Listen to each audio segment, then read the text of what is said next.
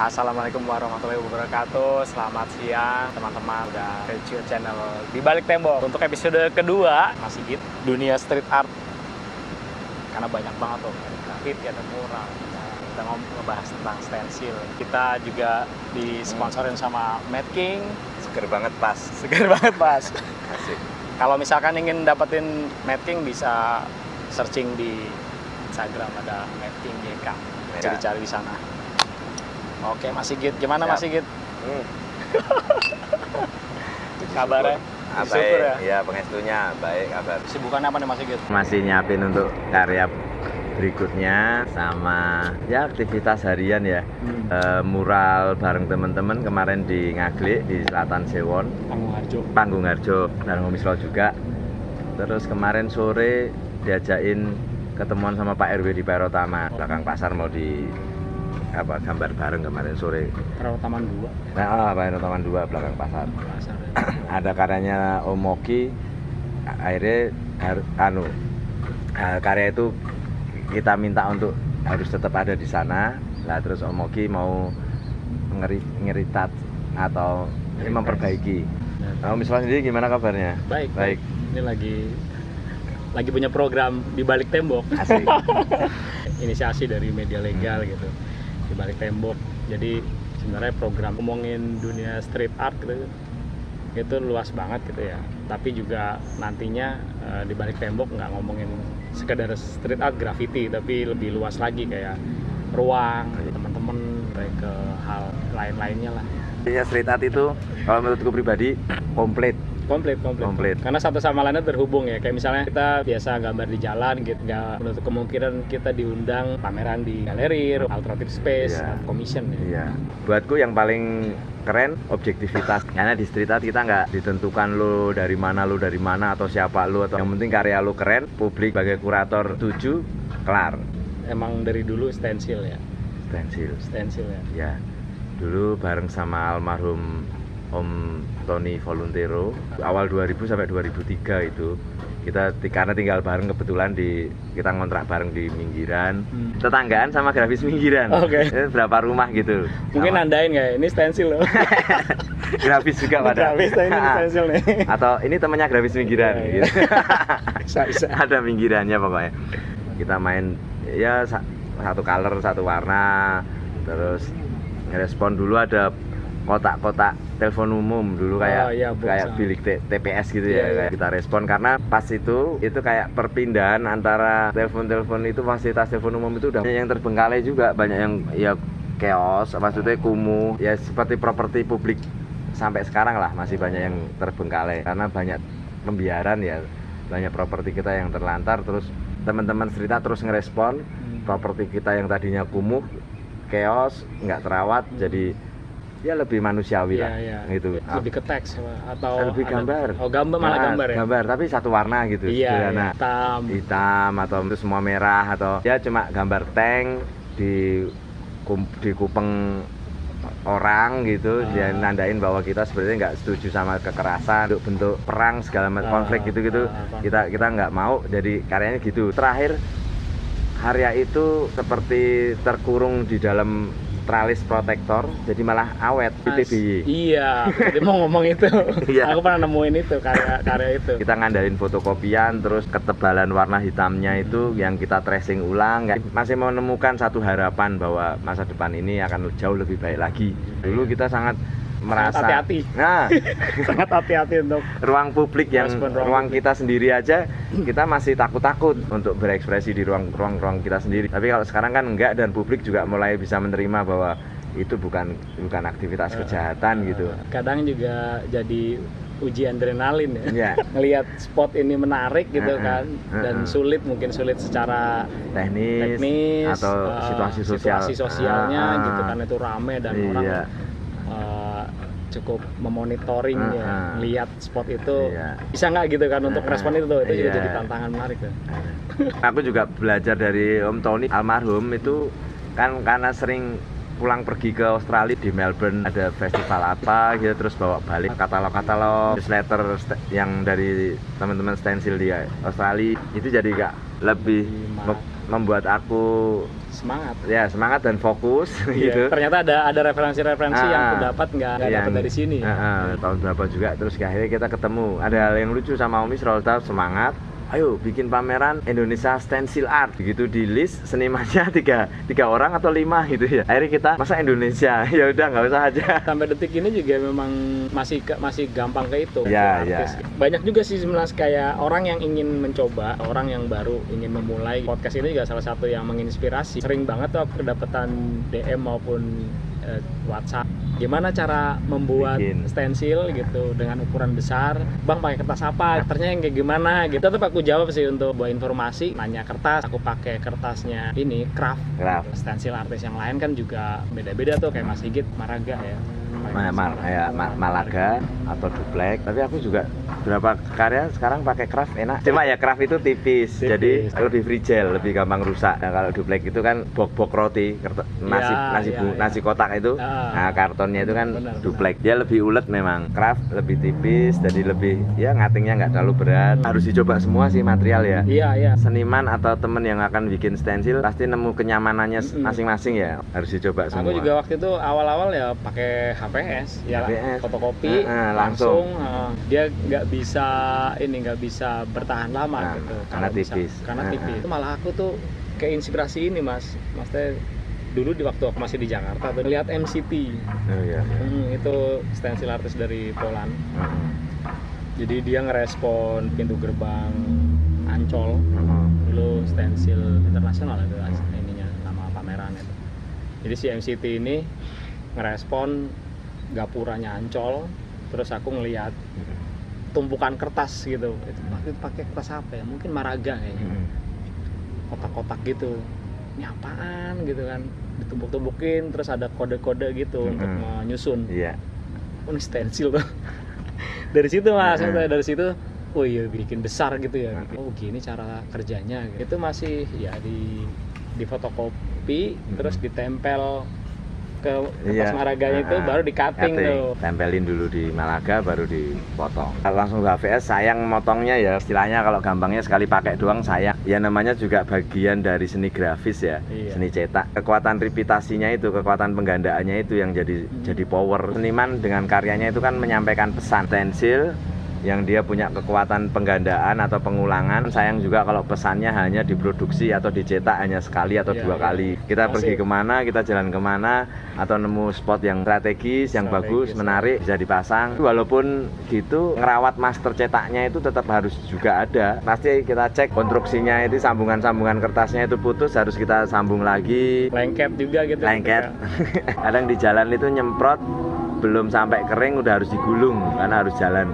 Begitu dibuka lagi lengket, nempel karena masih basah. Twin spot atau pakai karya yang udah ada, nyiapin karyanya dulu. Ya kadang memang ngelihat itu spot menarik nih, kalau kayak gitu terus aku metain lagi karya-karya yang master yang siap apa aja. Tapi kalau ngomong kronologinya berkarya, awalnya aku ngambil gambar dari foto. Ada beberapa karya yang menggunakan karya fotografer yang sudah ada. Aku respon, ada anak kecil yang waktu makan rontokan makanan dari serdadu Amerika, anak Irak makan dari lantai tambah mahkota. Tapi aku respon mahkota di kepalanya. Pengen ngomong soal semua anak-anak di dunia ini adalah ahli waris kita, pangeran dan putri-putri kita. Kebanyakan aku ngambil dari apa yang aku temu di jalan, aku foto, terus aku ceritakan ulang. Negeriku tidak dijual. Maaf ya. Ini foto siapa Mas? Ini fotonya Rena, waktu umur 8 tahunan lah. Realisme sosial yang aku temui, misalnya ada Ibu Albania yang baru minta pengemis Ibu Albania di kota Innsbruck waktu itu, misalnya di Austria. Aku foto, walaupun selalu aku kalau objeknya itu selalu aku ini ya, coba untuk diskusi. Untuk yang Ibu Albania ini ada cerita lain, usahaku untuk minta izin, untuk aku diskusikan, poinnya aku minta izin, aku presentasikan konsep karyaku, dia setuju, terus aku foto gitu ya. Tapi yang Ibu Albania ini, dia yang mengagetkan aku jawabannya, jangan, nanti bosku marah, langsung inget Indonesia. Konteksnya sama ini, human trafficking, karena pengemis yang di jalan itu kan ada organisatornya. Lalu yang mengorganisir ini kerja untuk seseorang.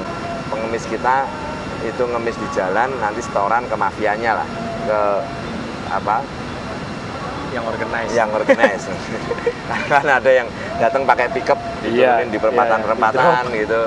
Nah itu sama. Nah itu yang mengingatkan aku sama Indonesia waktu di Innsbruck. Ini menarik karena menurutku jadi penting karena aku di Austria kalau aku menggambarkan keindahan negeri itu sudah banyak seniman yang melakukannya lah. Karena Akamsi sendiri udah melakukan itu. Karena aku sendiri kayak hidup di dalam kalender. Ketika di kota aja, flat yang aku pakai itu ada prasasti yang bangunan ini 500 tahun. Yang aku appreciate, aku menghargai banget. Mereka itu punya kesadaran merawat propertinya itu dirawat, dikontekstualkan hari ini kan lampunya otomatis lewat nggak ada orang mati, pintu masuk juga pakai nomor. Jadi kalau bukan penghuni nggak bisa masuk. Ada efisiensi, ada teknologi yang hari ini digunakan juga walaupun secara fisik bangunannya orisinil tua gitu. Aku keluar masih jalan batu. Itu aku keinget, wah ini dulu kereta kuda. Iya bisa gitu. bayangin tuh ya. Bayangin Love of the Ring lah. Film gitu. Mereka punya kesadaran itu, identitasnya nggak hilang karena bangunan-bangunan 500 tahun tetap dijaga, tetap digunakan. Kebetulan tinggal di paling atas itu di loteng, tapi malah menarik. Langit-langitku itu bentuk genteng. Dan bisa ngelihat malahan, ya karena ada jendela kecil. Aku di dapur tuh bisa buka lihat kota Vienna. Aku waktu itu memang ke sana untuk riset karya. Aku harus lihat di sana, lalu 2014, 2015-nya balik ke sana untuk bawa karya yang dulu hasil riset. Aku pameran di foto forum di Innsbruck. Lagi kalau aku cuma ngerekam keindahannya Austria, banyak seniman sudah melakukan itu, tapi terus aku melihat persoalan sosialnya aja. Bukan berarti aku nggak respect atau aku nggak menghargai Austria, tapi artinya apa gunanya si seniman jauh-jauh dari Indonesia ke Austria kalau melakukan hal yang sudah pernah dilakukan seniman sebelumnya. Persoalan refugee sendiri maksudku bukan juga persoalannya Austria doang, tapi ini persoalan kemanusiaan kita seluruh bumi ini, seluruh dunia ini. Kenapa ada orang ngungsi kan pertanyaannya, ngapain ngungsi? Kalau kita nggak bikin perang, orang nggak ngungsi gitu. Ada masalah nih di tempatnya. Austria atau negara Eropa yang lain juga harus bisa berbesar hati bahwa rumah kita cuma satu di bumi ini, nggak ada rumah lain. Jadi kalau ada saudara kita yang ada persoalan dan ingin mendapatkan kehidupan yang lebih nyaman, layak, dan aman, terus mendatangi negara mereka, dia buka pintu aja. Semua orang berhak tinggal di bumi karena rumahnya satu-satunya cuma bumi. Tolong disampingkan dari persoalan perspektif nasionalisme ya. Dan aku juga nggak terus, wow, ini internasional, bla bla bla, enggak, bukan itu. Tapi lebih ke hakikinya bahwa mereka teman-teman dari luar yang terus mengungsi ke Indonesia pun menyadari kok kalau mereka bertamu datang ke rumah saudaranya yang di Indonesia. Artinya mereka juga cukup tahu diri. Di Aceh misalnya, itu kita harus kayak menutup diri. Teman-teman Rohingya tinggal di Aceh juga berhak karena buminya dia. Gitu. Nggak apa-apa gitu. Dan teman-teman Rohingya tentunya juga bisa memberikan kontribusi untuk Indonesia secara country. Mereka manusia, mereka punya keahlian. Kalau orang persoalan keterampilan terus apa yang dibutuhkan, kenapa ada edukasi, ada pendidikan. Kasih kelas-kelas yang sekiranya apa yang diperlukan oleh masyarakat Aceh atau Indonesia secara luas. Enggak setuju kalau kita terus menutup sama pengungsi, enggak. Secara finansial kita negara yang kaya, secara geografis kita negara yang luas. Kalau nggak susah nggak mungkin ngungsi, mereka piknik gitu. Bukan, karena susah mereka ngungsi ya seharusnya sebagai saudara yang tinggal satu rumah yaitu bumi, ya kita harus terbuka hati. Lagi ke Ibu Albania tadi aku cukup kaget karena aku udah coba ya secara rulesnya ya bahwa harus ada etika. Aku datengin lalu aku minta waktunya sebentar untuk ngobrol. Sebelum aku ngomong soal konsep karya, mereka udah, jangan, nanti bosku marah. Aku itu yang mengingatkan sama Indonesia. Loh, kok sama Indonesia? Wah, sama kayak di Plang-Plang juga tuh. Tidak boleh memberi uang ke pengemis. Ya. Kontradiksi. Kontradiksi. Dan di sana juga, sebenarnya kalau lihat foto aslinya cukup lebih kontradiktif banget karena ibu yang aku jadiin karya dari Ibu Albania itu, Ibu Stensil itu, dia baru ngemis di depan butik perempuan. Jadi ya fashion terus window display-nya kelihatan sekali di Pasar Beringharjo. Jadi kamu ngedirect si ibu itu ya untuk kamu potret sebagai. Nah, untuk karya itu karena ibu setuju itu ibu megang ini, aku udah siapin satu kaleng cat semprot gitu. Ibu megang ini kan terus aku foto karena nanti karya itu seperti ibu yang membuat teksnya. Sudah ada teks tulisannya, masa depan adalah hari ini, mari kita perjuangkan, future is today. Teks itu pun dari diskusi sama Busiem. Jadi kalau Busiem yang aku tangkap adalah yo rasa sisuk-sisuk itu. Nek arep apik ya saiki gitu. Artinya itulah yang kemudian jadi ini rangkuman teks dalam karyamu. Iya, itu ya memang benar untuk beberapa kelompok masyarakat yang kurang beruntung. Masa depan adalah hari ini, itu betul karena masa depan besok itu terlalu sombong. Kalau ibu-ibu kuli panggul Pasar Beringharjo untuk dapetin duit hari ini 15.000 bisa maem, bisa hidup hari ini itu udah syukur alhamdulillah, udah puji Tuhan, udah terima kasih banget gitu. Nah, di samping itu secara filosofis memang hari ini bukankah representasi masa depan. Jadi kenapa aku bilang future is today gitu, bahwa masa depan itu hari ini. Masa depan kita, hari ini kita buang-buang sampah di sungai, ya besok kita bakal nemu banjir gitu. Atau hari ini kita akan manipulatif, ya korupsinya di negeri ini nggak akan selesai.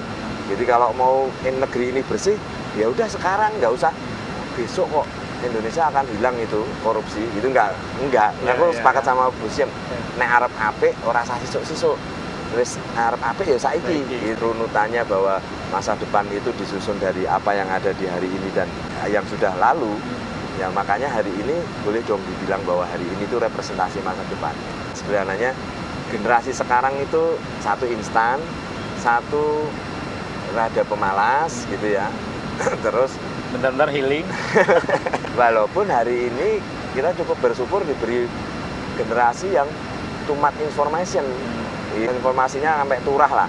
Kalau kita dulu harus cari literatur, nyari informasi, mau cari buku yang bagus yang masih mahal. Ya, duit 500.000 aja bukunya belum tentu ada. Sekarang misalnya kayak ketik aja pop art, udah muncul semua tuh literasi.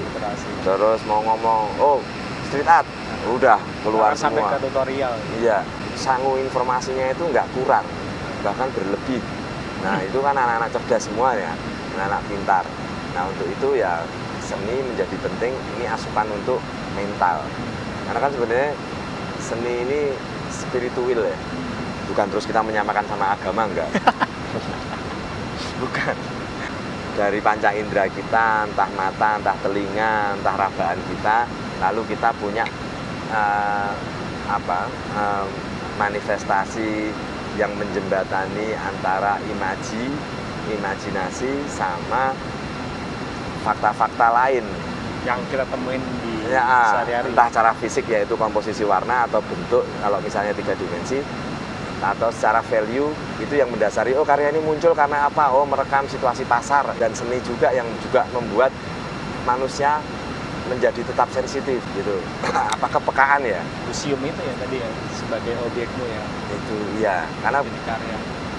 Ya, walaupun kronologinya ya tadi asal random aja karena aku nggak mau ganggu jam kerjanya ibu-ibu kuli panggul Pasar Beringharjo yang aku temuin istirahat, museum, lalu aku sampaikan keinginanku bahwa semangatnya ibu-ibu Pasar Beringharjo ini, kuli panggul ini penting untuk generasiku. Ibu museum sepakat, lalu kalau situ yang sepakat aku ambil fotonya gitu. Kamu bikin karya yang dikasih ke museum? Enggak. Tapi aku pas mau ke Cina aku pamit museum. Oke, pamit maksudnya. Ini loh, fotomu tak bikin ini. Aku laporan tapi hanya foto ya. Enggak sendiri, aku sama Ite. Kadang malam siang kita sengaja ke Beringharjo untuk ketemu museum. Walaupun cuma sebentar karena ya lagi-lagi museumnya sibuk karena itu jam kerjanya. Kalau terus malam aku takutnya itu jam istirahatnya museum. Nah, museum dan teman-teman ini mungkin perlu juga dimengerti teman-teman. Mereka tidurnya menunggu toko Progo tutup gitu. Jadi kalau teman-teman lihat toko Progo di belakang Pasar Beringharjo itu ada ibu-ibu yang pada sare, pada bubuk, pada tidur, itu bukan homeless. Itu ibu-ibu kuli Pasar Beringharjo nunggu jam buka kerja kantornya. Karena kalau Busiem sendiri pulangnya 2 minggu sekali, di rumahnya Sentolo. Jadi kenapa dia kalau tidur bareng sama teman-teman yang lain, buruh gendong yang lain itu nunggu nunggu toko Progo tutup, baru mereka tidur di depannya. Pasar Beringharjo ya. Kalau kita ngomong soal apa nih, sosiologi atau antropolog ya Mas Ali ya, runutannya ya. Karena ini tenaga, ini buruh pasar gitu kan. Pasar. Berarti kan sama tua nih pasar sama pekerjanya nih. Tetapi sampai hari ini buruh gendong itu juga belum diakui sebagai profesi. Iya. Secara sosial politik mereka nggak punya jaminan kecelakaan kerja, haid, benar. Gitu. Atau apa THR. Nah ini harapannya juga habis podcast ini informasinya bisa didapat ke lurah pasar, terus gubernur kita Pak Sri Sultan bisa ngasih kebijakan bahwa itu sebagai profesi. Benar. Jadi hak sosial politiknya buruh gendong ibu-ibu yang ada di Pasar Beringharjo bisa tetap mereka dapat gitu.